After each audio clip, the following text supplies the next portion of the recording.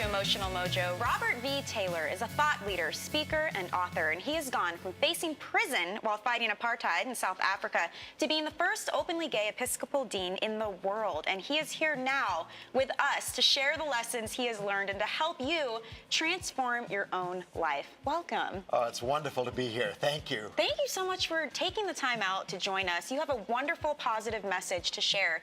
But before we get to that, we have to talk about this. You're the protege of Desmond Tutu, who won the Nobel Peace Prize for his efforts to end apartheid. How did you come to meet and work with him? How did this all come to be? Well, you know, I had some chutzpah as a 22-year-old. I was going to go to jail for refusing to serve in the military, and so I went to him to say, how do I survive imprisonment? Oh, my And God. he basically said to me, you're not going to jail, kid. I'm getting you on a plane, and you're out of here. And within 9 days, I was in New York City. 9 days. And so, you know, I just, here's this guy who, you know, he didn't know me, and yet he saw something in me.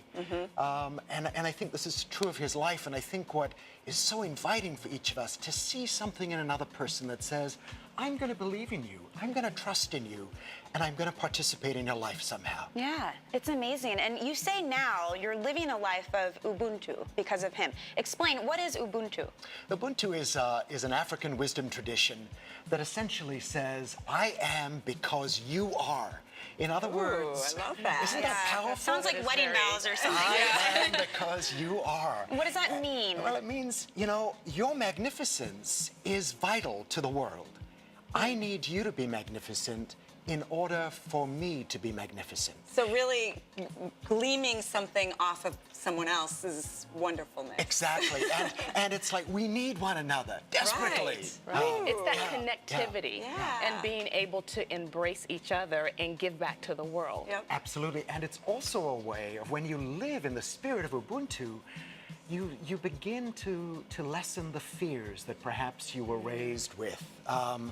You lessen the sort of levels of distrust because you think, there's something really magnificent and beautiful in you, and I need to discover It's that. learning to trust and connect with others. Exactly. So is that part of becoming fully alive? Because in your book, A New Way to Be Human, it says here, pathways to becoming fully alive. I mean, what does that mean, to be fully alive? To be fully yourself, to not get to some point in your life and say, gosh, I've wasted the last however many years and I'm only living a half life or a quarter life. Yeah. But to live at your maximum capacity with love unbounded, a life of compassion and imagination. And I think everybody wants that. And so many people feel like their life is just passing them by. So what are your tips in order to give people that? How do You we have do 5 that? life lessons, I right? have 5 life lessons that I've learned, certainly from Tutu, and people like my grandmothers were my great inspirations. And so I'd Aren't suggest... they all? They're so wise. Yes.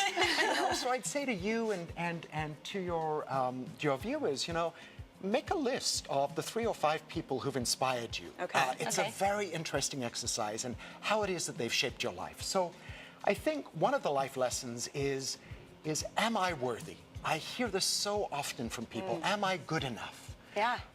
And it is a poisonous question to ask because it essentially sets you apart and makes you lesser than someone else. It is very against the spirit good of enough Ubuntu. for who? You know, Right. I am good enough. And, you know, I spent a lot of time being very driven in my professional career. And I was driven because I felt that I always had to go 5 steps ahead of everyone else and prove myself as an immigrant to the U.S. And as a gay man, that I always had to be better. And I think that's the experience of many women, many people of color.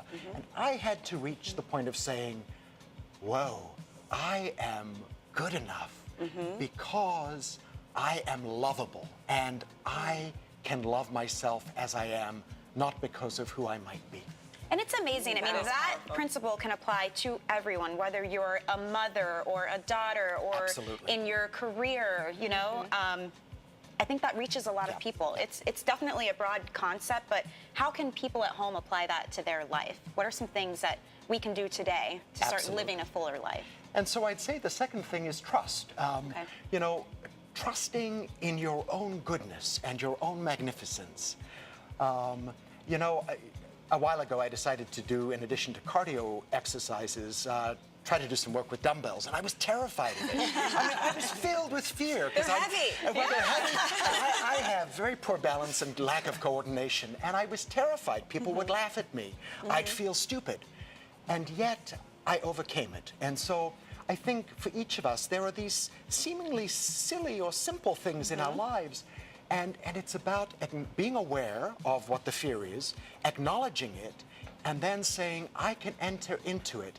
And, you know, at the end of the day, if I drop a dumbbell or whatever it might be, Right.